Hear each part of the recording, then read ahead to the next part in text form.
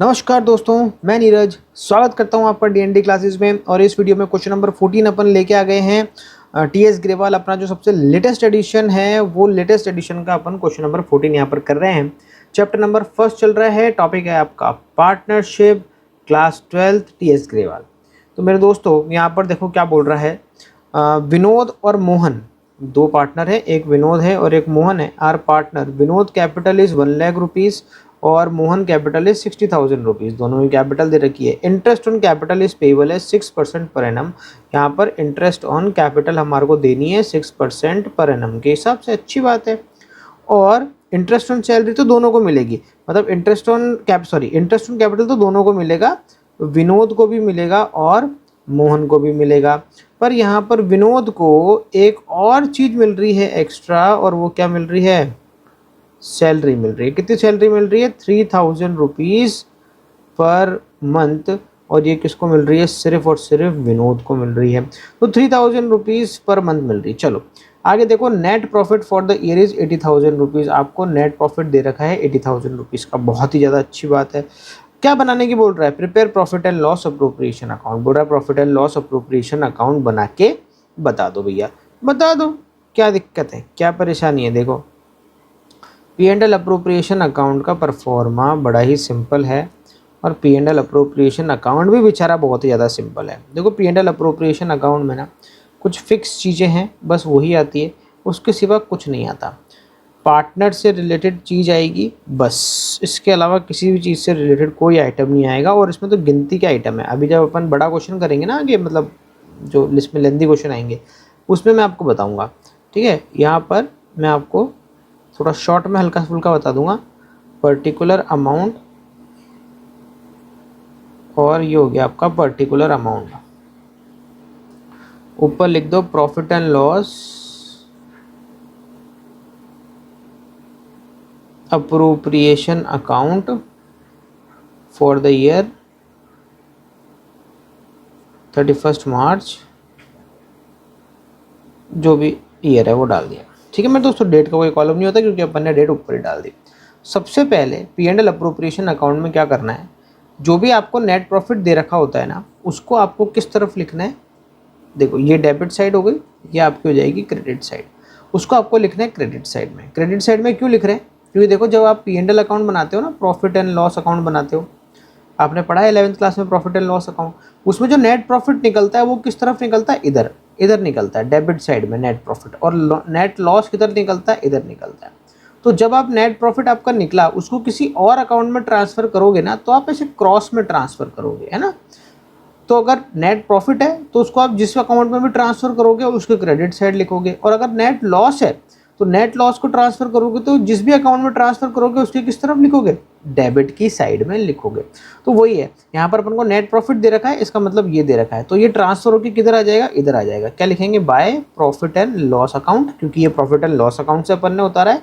और ब्रैकेट पे अपन क्या लिख देंगे भैया? Net profit. ये नेट प्रॉफिट है कितने का? 80,000 रुपीज़ का। अब देखो यहाँ पर नेट प्रॉफिट लिखा, नेट प्रॉफिट लिखने के बाद एक मोटा काम तो हो गया ख़त्म। अब ये जो डेबिट साइड है ना, इस डेबिट साइड में पार्टनर से रिलेटेड सारे आइटम लिख देंगे, जो जो भी हम पार्टनर को देंगे वो क्या देंगे। जैसे पार्टनर को सैलरी दी, पार्टनर को इंटरेस्ट ऑन कैपिटल दिया, पार्टनर को कोई रेमुनरेशन दिया, कुछ भी आइटम अगर पार्टनर को दिया है, रेमुनरेशन, सैलरी और कुछ भी, वो सारा का सारा किस तरफ आएगा? डेबिट साइड में आ जाएगा, ठीक है ना। अब यहाँ पर क्या क्या दे रहे हैं हम पार्टनर को? भैया हमने पार्टनर को यहाँ पर दो चीज़ें उसने हमारे को देने को बोली है। एक तो बोलिए इंटरेस्ट ऑन कैपिटल, तो अपन यहाँ पर क्या लिख देते हैं? To interest on capital. किस किस को देना है भैया? एक तो विनोद को देना है और एक किसको देना है? मोहन को देना है। चलो इसी कैलकुलेशन साइड में कर लेते हैं। ऐसा है, इसने अपन को डेट तो बताई नहीं है कि इसने बिजनेस कब स्टार्ट करा, तो अपन मान लेंगे कि जो फर्स्ट डेट है उस फर्स्ट डेट को बिजनेस स्टार्ट कर लिया। तो देखो विनोद है, विनोद की अगर मैं बात करूं तो विनोद की कितनी कैपिटल है? 1,00,000 रुपये की कैपिटल है। इसको मैं येलो में ही कर लेता हूँ। 1,00,000 रुपये की विनोद की कैपिटल है, तो 1,00,000 का अपन को कितना परसेंट निकालना है? ये 6% निकालना है। तो 1,00,000 का 6% कितना हो जाएगा? 6,000 रुपये। सिंपल सी कैलकुलेशन है। और अगर मैं बात करूँ मोहन की, तो मोहन का तो 60,000 है, और 60,000 का भी कितना परसेंट निकालना है? यहाँ पर 6% निकालना है। तो 60,000 का 6% कितना होगा भैया?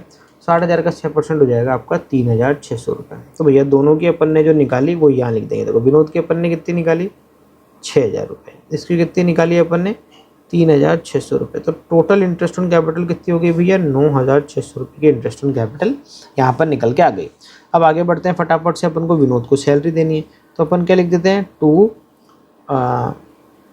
विनोद सैलरी। अब देखो यहाँ पर ना हो सकता है कि आपका टीचर या कोई और टीचर यहाँ पर कुछ और लिखे, partners capital account, Vinod capital account लिखे या करंट अकाउंट लिखे, ऐसे करके लिखे, वो चीज़ भी सही है। वो चीज़ मैं आपको आगे कराऊंगा। अभी फ़िलहाल हम बिल्कुल बिगनर हैं, बिल्कुल स्टार्टिंग स्टेज में हैं, तो इसलिए मैं आपको क्या कर रहा हूँ यहाँ पर, या फिर मैं एक काम करता हूँ, चलो वैसे ही करा देता हूँ, हो सकता है विनोद करंट अकाउंट और ब्रैकेट में अपन क्या लिख देंगे मेरे दोस्तों सैलरी, ठीक है ना। अब देखो इसको सैलरी कितनी देनी है, देखो 3,000 रुपये पर मंथ है, तो कितनी हो जाएगी इसकी सैलरी 12 महीनों के हिसाब से, 3,000 इंटू क्या कर देंगे अपन 12, तो 36,000 रुपये के आ जाएंगे इसके सैलरी के। लिख दो भैया 36,000 रुपये। चलो भैया दो काम करने को बोले थे, दोनों ही काम हमने कर दिए। अब हम क्या करेंगे, इस अकाउंट को करेंगे क्लोज। क्लोज करने के लिए टोटल लगाएंगे भैया। चलो टोटल लगाने को जाते हैं हम, साफ साफ दिख रहा है कि इधर 80,000 ज़्यादा है, तो हम यहाँ क्या लिख देंगे 80,000। और अगर मैं डेबिट साइड की टोटल लगाऊँ तो 9,600 और 36,000, तो ये हो जा रहे हैं आपके 45,600। तो जाहिर सी बात है डेबिट साइड कम है, कितना कम है 45,600 को 80,000 में से माइनस कर देता हूँ, तो मेरे दोस्तों ये 34,400 आपका यहाँ पर कम पड़ रहा है, ठीक है। तो अब इधर भी अपन ये लिख देंगे, तो इधर की टोटल भी कितनी आ जाएगी 80,000 आ जाएगी। अब ये जो आपका 34,400 निकला है, ये निकला है आपका डिस्ट्रीब्यूटेबल प्रॉफिट है, यानी अवेलेबल प्रॉफिट फॉर डिस्ट्रीब्यूशन। भाई आपको नेट प्रॉफिट तो कितना हुआ था 80,000 हुआ था, पर आपने इस नेट प्रॉफिट में से 9,600 का तो इंटरेस्ट ऑन कैपिटल दे दिया पार्टनर को, और 36,000 रुपये की सैलरी दे दी किसको विनोद को। अब 80,000 में से सैलरी और इंटरेस्ट ऑन कैपिटल माइनस करने के बाद 34,400 रुपये अभी भी बच गए हैं। तो हम क्या करेंगे, ये जो बचा हुआ प्रॉफिट है, इसलिए इसको क्या बोलेंगे डिविजिबल प्रॉफिट। क्या प्रॉफिट, रिमेनिंग प्रॉफिट या डिविजिबल प्रॉफिट। अब हम इस प्रॉफिट को क्या करेंगे 34,400 को, ये जो दोनों पार्टनर हैं इन दोनों पार्टनर में इनके प्रॉफिट शेयरिंग रेशो में बांट देंगे। तो अपन क्या लिखेंगे यहाँ पर टू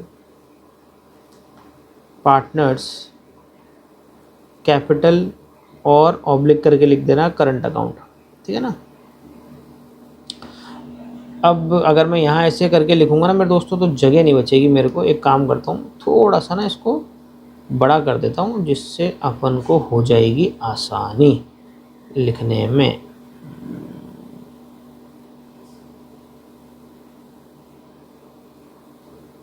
दो मिनट लगेंगे पर अपना काम सही हो जाएगा, थोड़ा साफ़ सुथरा हो जाएगा, वरना ऐसे गंदा सरीका दिख रहा है, अच्छा नहीं लग रहा।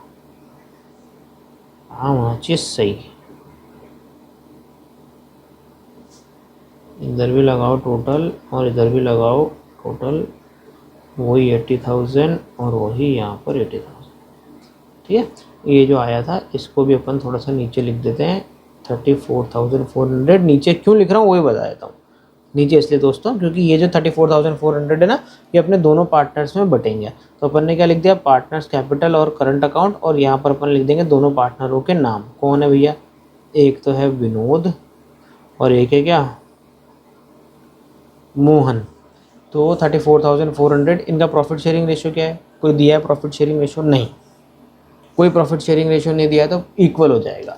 इक्वल हो जाएगा तो कितना हो जाएगा भैया 17,200 और 17,200 दोनों को दे दिया। टोटल कितने आ गए 34,400।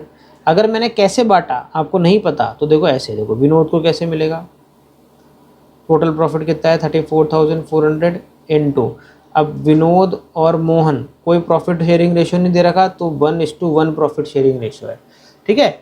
तो अगर मैं विनोद को दे रहा हूँ तो कितना दूंगा 1 पार्ट, टोटल पार्ट कितने हैं 2, ये दोनों मिला के टोटल पार्ट कितने हैं 2 डिवाइड बाई 2, तो 1/2 डिवाइड मार दूंगा तो कितना आ जाएगा 17,200। तो विनोद को 17,200 मिल गया। और मोहन को कितना मिलेगा, मोहन को भी वही 34,400, और मोहन का हिस्सा कितना है, उसका भी एक हिस्सा है, डिवाइड बाय 2 तो इसको भी कितना हो जाएगा 17,200। तो 17,200 17,200 दोनों को मिल गए और इस तरीके से क्या हो जाएगा आपका सॉल्व हो जाएगा क्वेश्चन। छोटा सा क्वेश्चन, छोटी सी कहानी, छोटा सा P&L अप्रोप्रिएशन अकाउंट, बस खत्म हो गई इसकी कहानी। तो इसी के साथ में आपको क्वेश्चन नंबर 14 खत्म होता है। मिलते हैं नेक्स्ट वीडियो में एक और नए क्वेश्चन के साथ में। तब तक के लिए मस्त रहें, स्वस्थ रहें, खाते पीते रहें। जय हिंद।